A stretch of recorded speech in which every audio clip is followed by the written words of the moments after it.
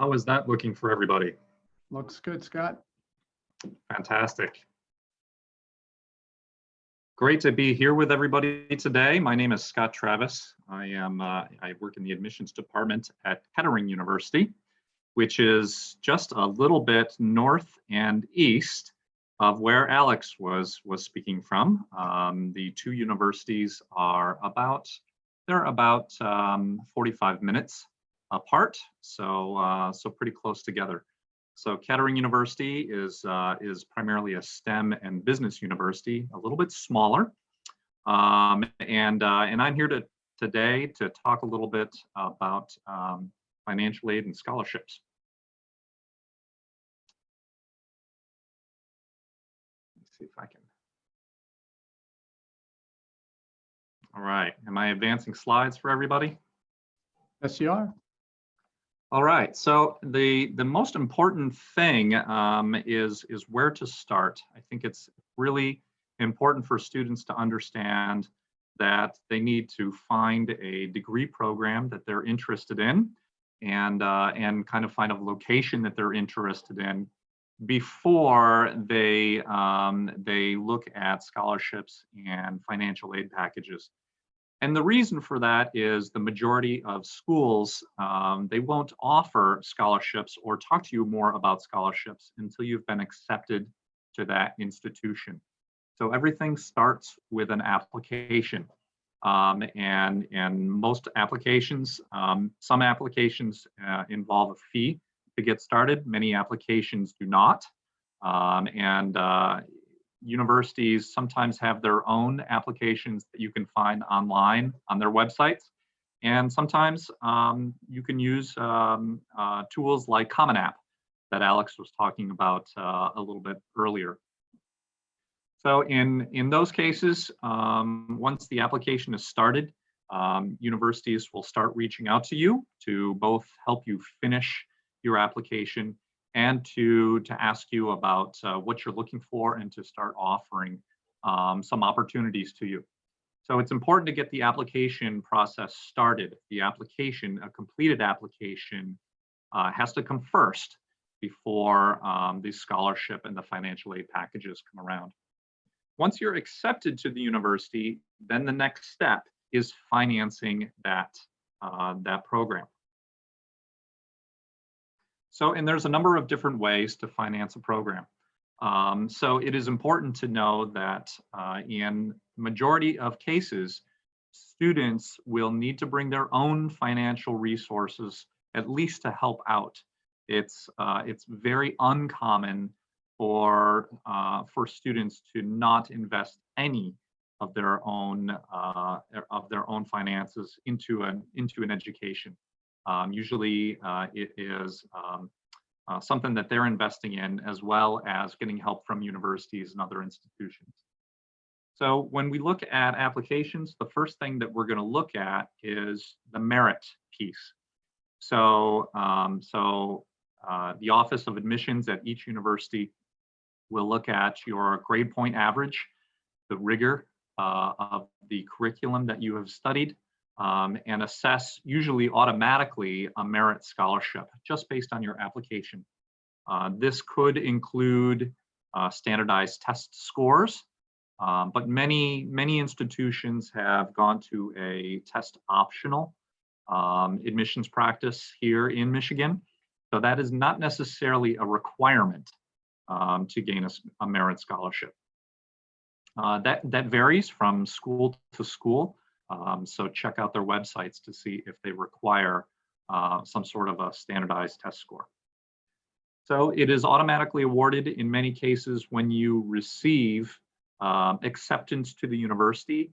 At the same time, you'll learn what merit-based scholarship you have been offered. So other types of scholarships include, there are athletic scholarships for students, and they vary considerably based on the sports and the level of competition and the size of the school.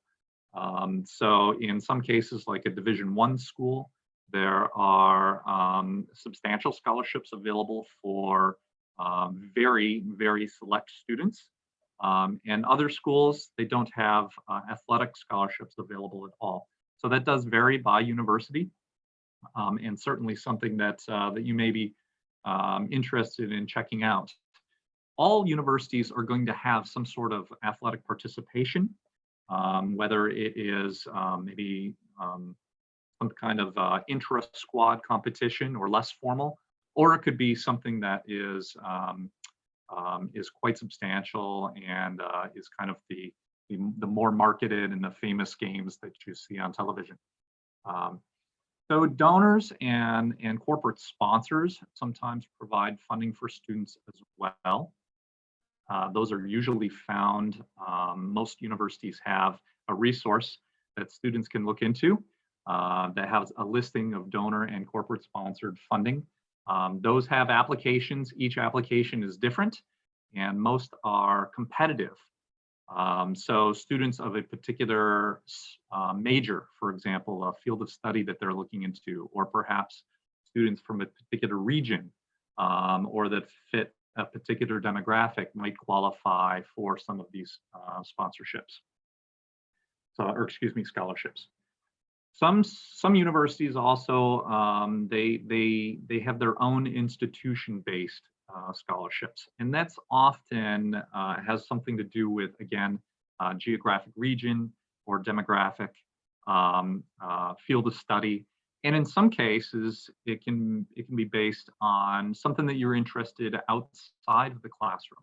So, for example, students that have participated in a model United Nations, or students that have participated in competitive robotics, or something along those lines, maybe some sort of a science fair that they've been involved in. Sometimes there are scholarships that are available based on your activities outside of the classroom. And that varies from school to school, but some of those scholarships can be quite generous and renewable year after year. So it's definitely something to look into at each individual institution. So many universities offer need-based financial help as well. So this is based on funding that each university sets aside and is granted to international students and domestic students that show need. So each university has its own process to go about that. Very often they require financial documents to assess financial need, and are able to award those extra pieces to students that show that financial need. Some outside funding. We talked about a couple of different pieces. There are also funding available in certain paid internships and certain paid co-op programs. Now, if F1 visa students are involved in an internship or a co-op program that shows progress towards a degree program, in other words, it is required for a student to graduate in their academic program, then international students are very much, they can very much qualify for those positions. And some of those positions, for example, at Kettering University, they're full-time positions, and they actually pay quite well. So that varies from school to school, but it is not out of the question. If students are interested in a paid work experience while they're in school, that can be facilitated as well. Students can also qualify to work on campus in on-campus jobs that are available.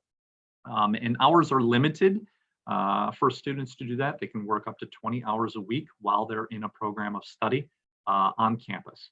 So that's not to be confused with an internship or a co-op program. It's something a little bit different. So the most important thing to really remember is that the process varies really from school to school, from university to university. And it all starts with an application and acceptance to that university before you're able to take steps towards scholarships, applications for scholarships, and perhaps applications for jobs. So be sure to check your email. And one hint for everybody that's out there, in many cases, a university will assign an email address to you. It's a university email address. They'll assign that to you when you're accepted to the university. So check both of your email accounts, the one that you used to apply, and also the ones that are assigned to you by schools that you've been accepted to. Check both of those email addresses because you'll get messaging from the school in both places. And then certainly reach out to the international office and the admissions offices at each university to learn more about these opportunities. Marty, did we have any questions come in? Yes, we did, Scott. A couple of questions. One of them was particularly relevant. As you know, most colleges went test optional this year for admissions purposes for international students, but scholarship decisions sometimes still involved test scores. Can you talk? Obviously, you can't. The answer is it depends, but the question is SAT obligatory for scholarships? So yes, the SAT is obligatory for some schools that require that. Some schools that are still looking for those test scores. In most cases, they will use those test scores to assess admission to the university and also merit scholarship to the university. Other schools, those that are test optional, usually, not in every case, usually the test scores are not a part of their scholarship assessment. So they're primarily just looking at that GPA and the rigor of coursework accomplished in secondary school. Great, thank you. Last question before we move on to Martha with Education USA. This is a tough one, but which is the most affordable university in Michigan with a scholarship? Wow, that is a tough question. So it really depends on the scholarship and the financial package that is offered. So that's a really important piece. The majority of schools, really all schools, will offer in most cases some sort of a scholarship and financial aid package. So most students are not paying the sticker price.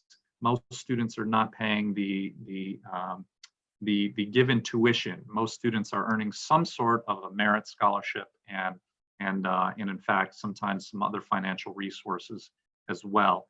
So you have to apply to each one of these universities and figure out not only whether you're accepted to the university, but really what kind of financial aid package they can offer you, and that will be individualized based on your application.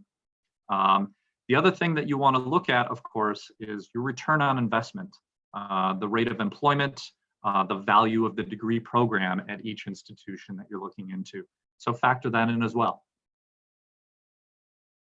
Very good. Thank you so much, Scott. Wonderful presentation. You hit all the key points there. Cheers.